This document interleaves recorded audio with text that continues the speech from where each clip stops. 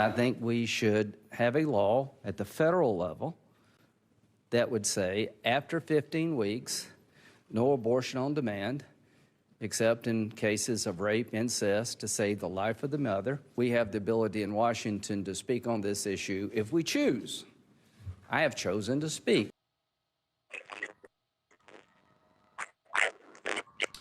Despite endless polls showing that forcing women to give birth against their will is a losing issue, we've got a handful of Trump Republicans who are going all in on restricting the reproductive freedom of women across the country.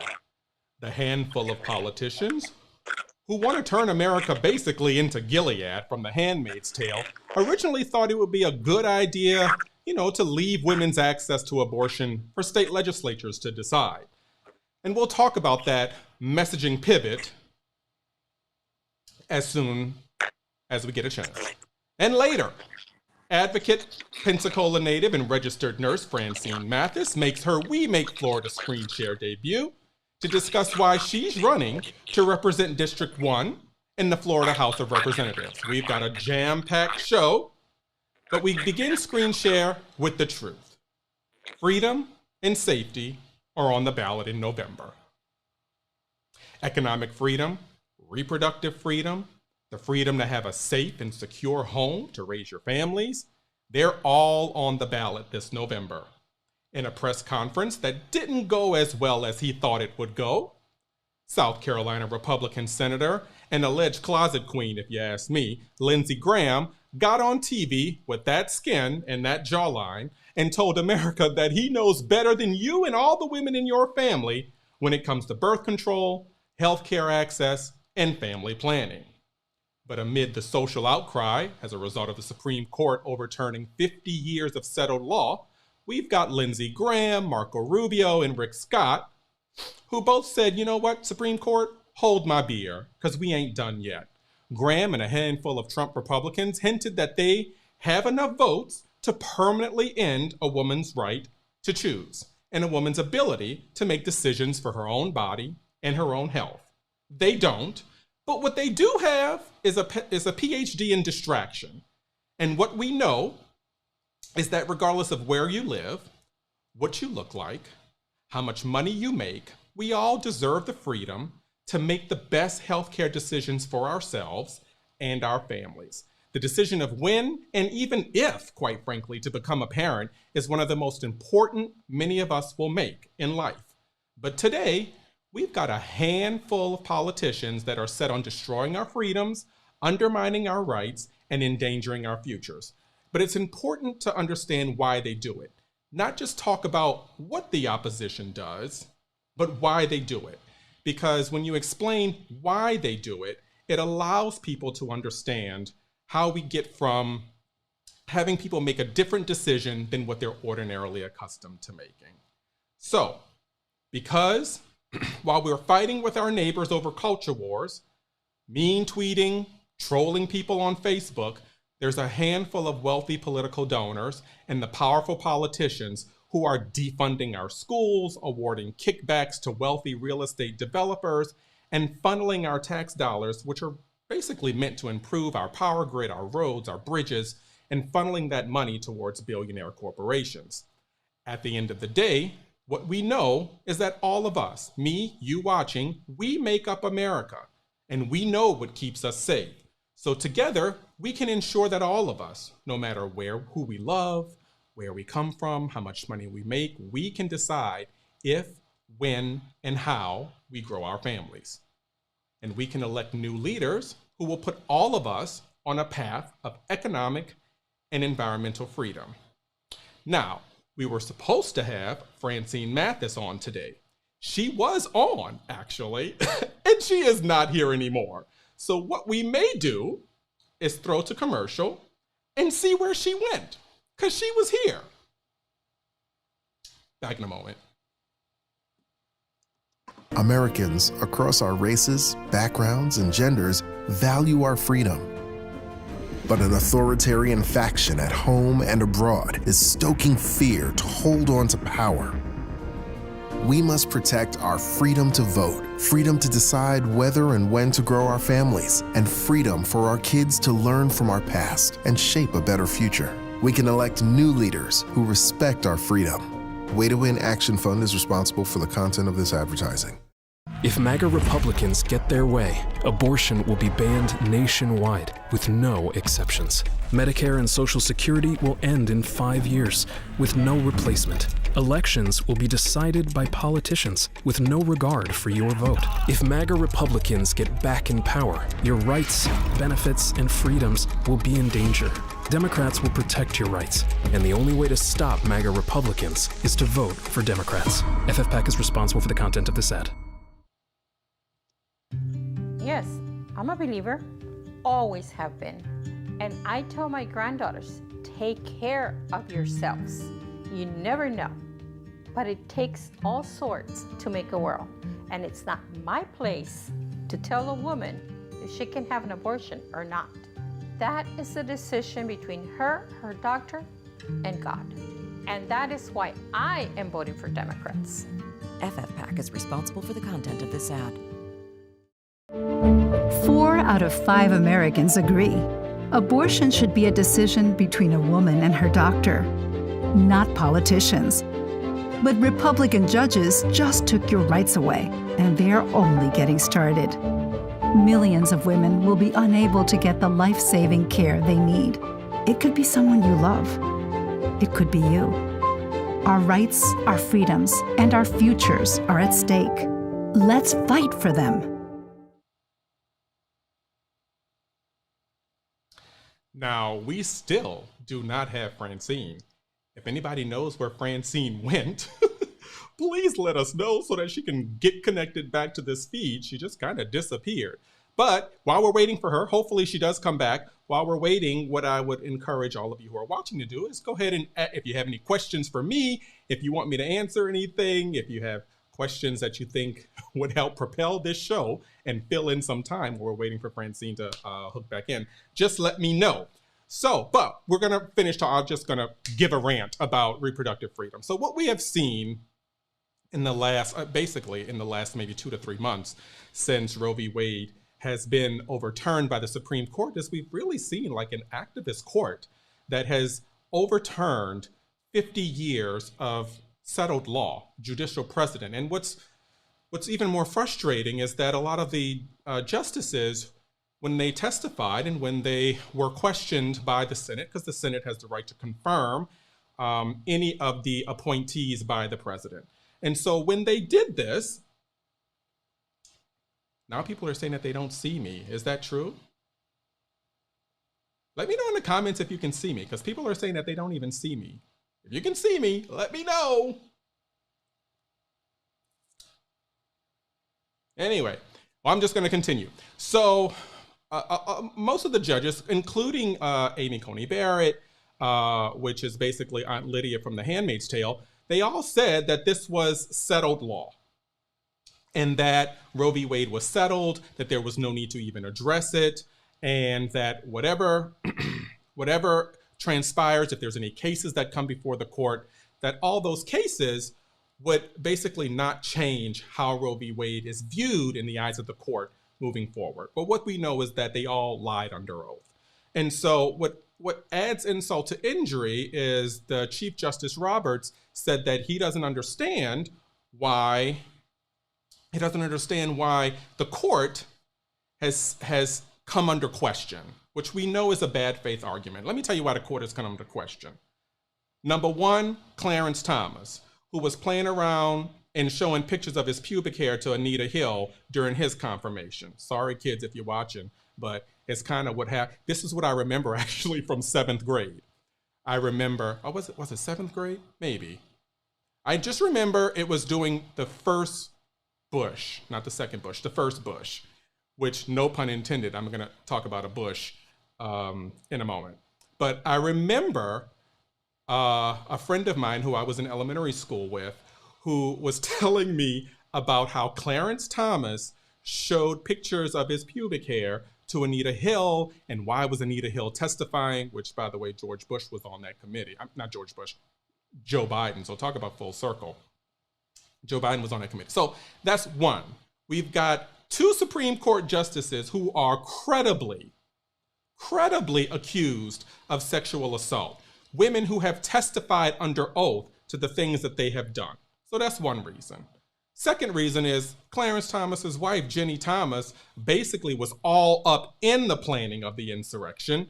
And there's text messages saying that she wants the election overturned, even though she knows that there's no evidence and that the election can only be overturned through force. She has yet to testify before the January 6th committee. They have asked her to, but they have not subpoenaed her, and they need to subpoena her tomorrow, basically. That's another reason. So we've got justices who are compromised, and plus we've got obviously overturning a 50-year precedent in this country, with the caveat in the ruling that says we're coming for gay marriage, we're coming for contraception, we're coming for interracial marriage, we're coming for Brown v. Board, because that's not settled law either.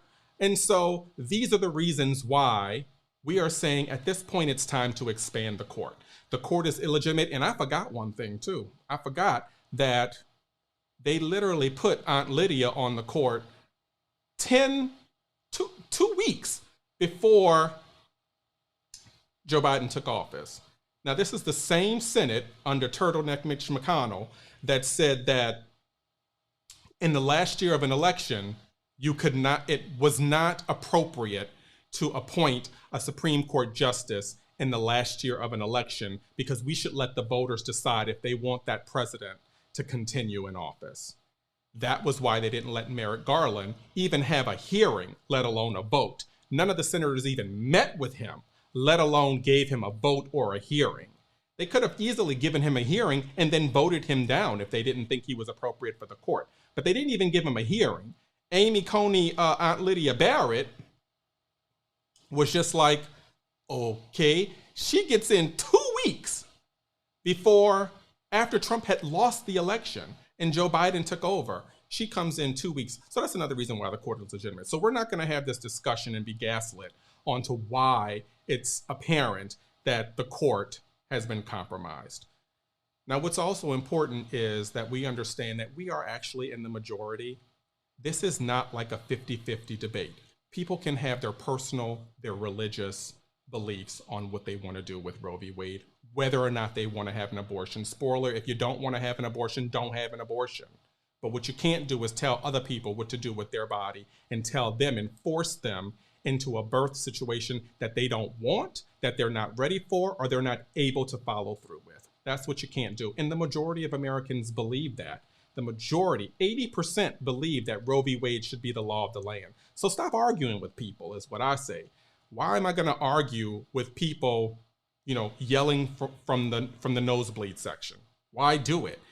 We are in the majority, and so there's no need to even have a discussion. Let them scream on their own. Let them do what they need to do, knowing that they have to yell, they have to scream because they don't have the numbers on their side.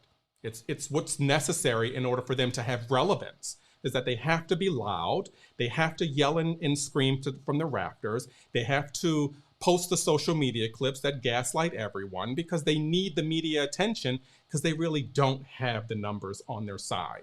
We do. And so we need to act like we do, which means don't engage, don't feed into the debate, and also demand that we want our government to be a reflection of the majority of America. So with that being said, I may have Francine back, but we're going to throw to commercial and see if that's the case. Choosing your gender, that is just inappropriate. Don't say gay. Critical race theory. Critical race theory. Critical theory. Race. How about 2 million jobs per year for the next 10 years? That's what Joe Biden and the Democrats just delivered. Good-paying jobs, rebuilding our roads, bridges, and country. Democrats and Joe Biden working for you. Way to Win Action Fund is responsible for the content of this advertising.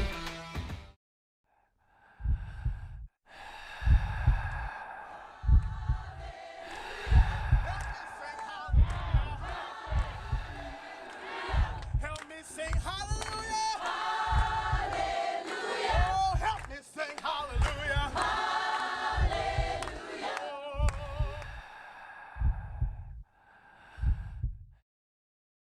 60 years ago, this seemed impossible. 15 years ago, this seemed impossible. 10 years ago, this seemed impossible. We decide what's possible. Be a voter.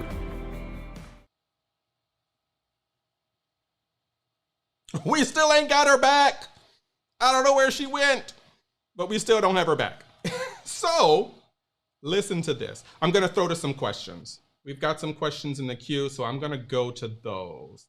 And Taylor Marie says, what inspired you to start We Make Florida? Okay, so what inspired me to start We Make Florida was I was listening to a podcast, and this podcast was about how to discuss and communicate, because words mean things. So how to discuss and communicate in using different tools at our disposal to communicate information to voters in order to get them to do something different than what they're accustomed to doing. And that was the entire premise of the podcast. And I thought, this is exactly what Florida needs. Florida's on the margins, and I'm getting a text from Francine. Let me actually read it, and let's see what she says.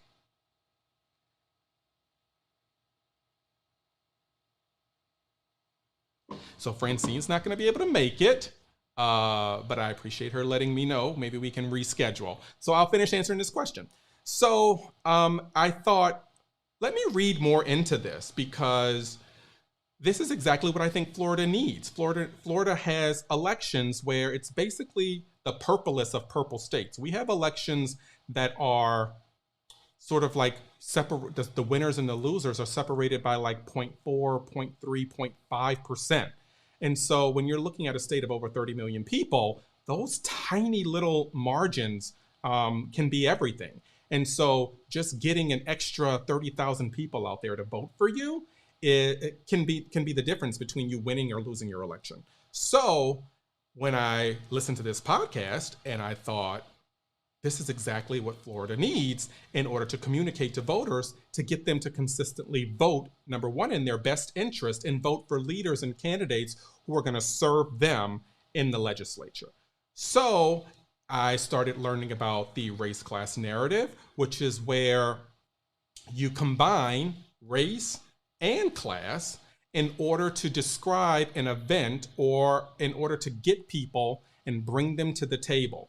So not either or, because what we consistently hear is that let's not talk about race because that drives people away. Well, if you talk about race badly, it does drive people away. So let me give you an example.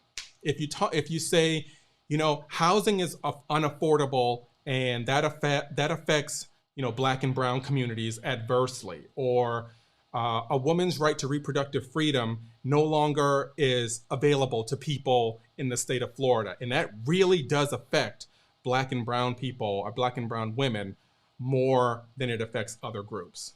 All those things are true, but when you test that message, it actually does not test well. And so what a lot of people and consultants said, that that just means we shouldn't talk about race because it doesn't test well. Well, the real conclusion is we shouldn't talk about race badly, because when you talk about race badly, that does not test well. And so it's combining race and class in order to show a unified message, in order to get people to not only see themselves as the hero of their own stories, but also know that the outcomes that they want to see will only happen through them. Waiting for someone to deliver on your behalf is not how democracy works. And so in order to get people to see that, you're infusing race and class, and you're starting there. So that was one of the reasons. Plus, Republicans, they have a domination of the media landscape, social media, television, broadcast, radio. They really do dominate, particularly in this area. And you know what? I was kind of like tired of complaining about why I didn't see representation of what I would view as just standard American values. I didn't see that. So I was tired of complaining about not seeing it, and I decided to create it. So that's a long way of answering how I started We Make Florida. There is another question that says, what do you think of the statewide candidates running for office, Charlie Crist, Val Demings?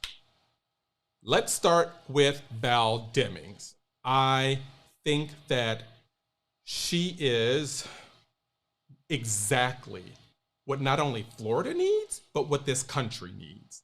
I've had the opportunity to hear her speak on several occasions.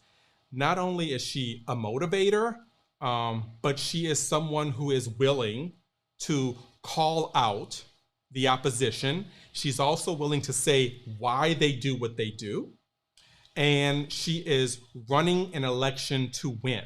She's not playing. And we really do need her in the Senate. But right now, the Senate is 50-50. And Kamala Harris is the tie-breaking vote. And so in order for anything to happen that does not require a filibuster, we've got to get more senators in there. That sucks, but that is the reality. And so I love the fact that she is defining herself on her terms, because what frequently happens is when you have not defined yourself as a candidate to consistently and repeatedly say what you're for, then that allows room for your opposition to come and define you. And what we know is that negative campaigning actually draws a lot of attention. And if you have not defined yourself already, then sometimes people will believe the hype that they hear about you from your opposition. So she is not allowing Marco Rubio to define her. Marco Rubio's entire plan is kind of thrown for a loop, because he thought, I'm going to label her socialist, I'm going to label her communist, I'm going to label her radical, I'm going to label her the defunder of the police, when she was actually the police chief of Orlando. She's running as put the chief in office. So everything that he planned on doing, he's not able to do because she's defined herself preemptively, and she's done it very well. So that's what I think of Val Demings. As far as Charlie Crist has run for governor before as a Republican and won. And what he's basically saying is that the Republican Party left him. Now, if you remember in 2008, when President Obama carried the state of Florida, Charlie Crist was the governor at that time. And Charlie Crist said that everyone in line, the lines were long, as we all know, those who had the opportunity to vote for President Obama, we all know the lines were really, really long during that particular election. And so Governor Crist said, you know what? People are in line. If you are in line, then these polls need to stay open until everyone who is in line and gets the opportunity to vote. And he came under a lot of scrutiny for that, particularly by his side, by Republicans who wanted him to close the polls because the polls close at a certain time. And he said, no, if you are in line by 7 o'clock, I don't care how long the lines are, we're going to keep the polls open so that everybody has a chance to participate in their given right, to vote. So he says that ever since then, that was when he realized that this party is going somewhere and I'm not following. There's some other reasons why he says that he left the party, obviously the Tea Party, and now this MAGA crew is just like out the box. And so I've had the opportunity to hear him speak on some occasions. I will tell you, there's a little bit of work that needs to happen there in terms of his public speaking and really engaging with the audience. But from a policy perspective, I have heard several Democrats say that even when he was governor as a Republican, that he was not a bad governor and that he seemed like he governed in the best interest of the people of Florida. And so, yeah, I'm voting for Charlie Crist. And let's pull up another question.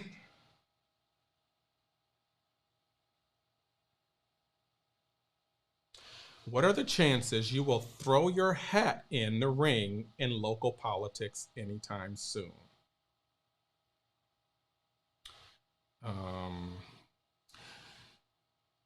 The jury's out on that. Let me tell you why. in this particular area that I live in Florida, I actually live in the reddest, or at least the second reddest county in the state of Florida. And so part of what my role is to engage people in a way to allow them to see that, number one, Democrats really aren't that much different. We want what's best for everyone. We are the party that is going to fight for you and your families, particularly for your reproductive freedom, your health, and certainly your economic freedom. And that we just want everyone to be able to, go to work, make a decent living, be able to afford some groceries, and God forbid, be home in time to eat the food that you bought. So that's really just run-of-the-mill routine things. That's going to take some time, I believe, in order to get that message consistently to voters. It's going to happen eventually, because what we're going to see is that Republicans cannot continue to deliver a message on God, guns, and abortion. At a certain point in time, people are going to want to know, what are you going to do for me? What are you going to do in order to ensure that when I go to work, I'm bringing home a paycheck that can sustain the livelihood of myself and my family? And at this time, Republicans are running on culture wars. That time is going to end. And so when that time comes, and I believe it is coming, maybe I'll throw my hat in the ring. Thanks for asking.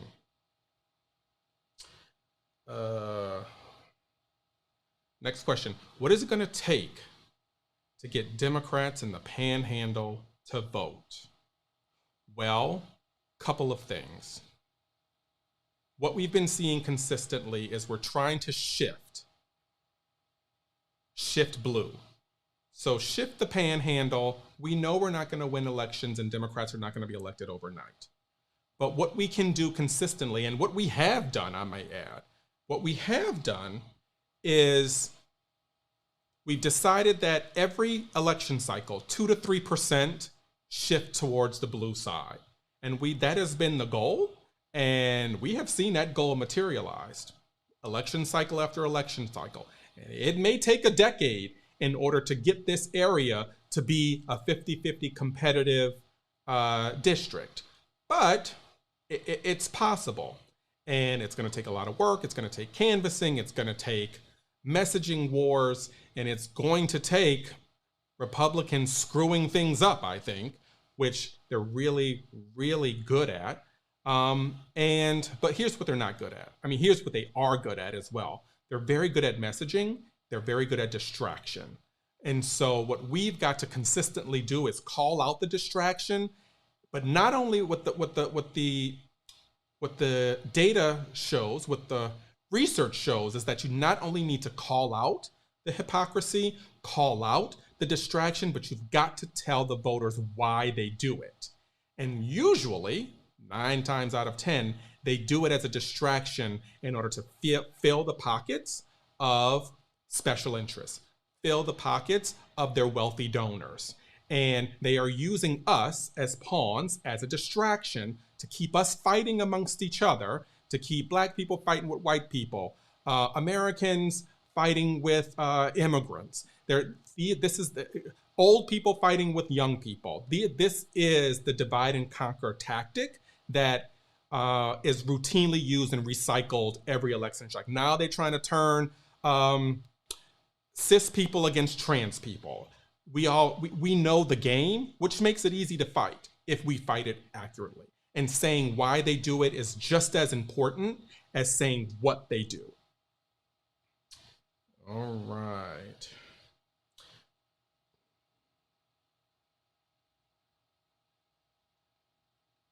Come on, there you go. Tell us about who your TV inspirations are for your show. Who are my inspirations for this show? Well, I must say, the person who is like my TV broadcasting idol is Melissa Harris Perry. I feel as though she rebranded what cable news could look like. She was the queen of Nerdland, is what they called the people who watched her show, and sort of like the space that she created. We called it Nerdland. Dorian was also a guest who guest hosted and was a frequent guest. We call him the Prince of Nerdland. And she was the one who was able to really bring nuance to cable news, not switching topics every, segment, actually carrying over repeatedly over multiple segments the same topic so that it was given the time allotted. And so Melissa Harris Perry is one of my absolute idols. And I think that what she does, she has a podcast now. I think that what she does, I have not seen reproduced to that scale or that degree. Now, I have seen others who are standing on the shoulders of the Melissa Harris Perry show, and that is Joy Reid and Tiffany Cross, who Joy Reid is the host of The Readout. Tiffany Cross is the host of Cross Connection, and I have certainly seen those two particular hosts follow in the footsteps of the wonderfully golden brick road that Melissa Harris Perry laid out. So those are my two inspirations, and I try and use them as a guide for how I, write a script and how I communicate information. So, can you talk about how, let me put this up. It's long. Can you talk about how white women align themselves with white supremacy and therefore vote for Republicans, which is why our reproductive rights and so many other things are under threat? Now, see, you're trying to get me in trouble. You are trying to either get me fired, to get this show pulled off the air, or to get half of America to hate me, or at least half of Florida. That is a very intense question, because here's what I think about it. Now, I don't have the empirical evidence to say that this is indeed fact, but what I think is that the overwhelming majority of white women get their power through proximity to the white men in their lives. And so what we routinely hear is that, why won't white women vote in their best interest? And I would argue that voting in alignment with their white husbands is in their best interest, because what we know is the proximity to power is much more attractive than standing up for what is right, even though what is right may be the best thing for you. And so I think it's a proximity to power. Also, white women, I think, view equality and progress as a zero-sum game. If other people get something, then that means I lose. And I am not going to vote in a direction, at least in the majority, vote in a direction that could possibly have my husband lose something and my male children lose something. And so what we have to do is start having white women talking to other white women about why, 55 to 57% of them voted for a man who said that it's totally okay, to grab them by their genitals without their consent. And when you're famous, they let you do it because they like it. That's a conversation that white women got to have. I'm certainly open to fostering that conversation on this show. So if you know any white women who want to have that dialogue on air, I can certainly create the platform in the space in order for that to happen. So before we go, I want to talk about Florida Governor Ron DeSantis. Florida Governor Ron DeSantis, who has now added child trafficking and the misuse of Florida taxpayers' dollars to the list of political stunts he feels is necessary to run for president.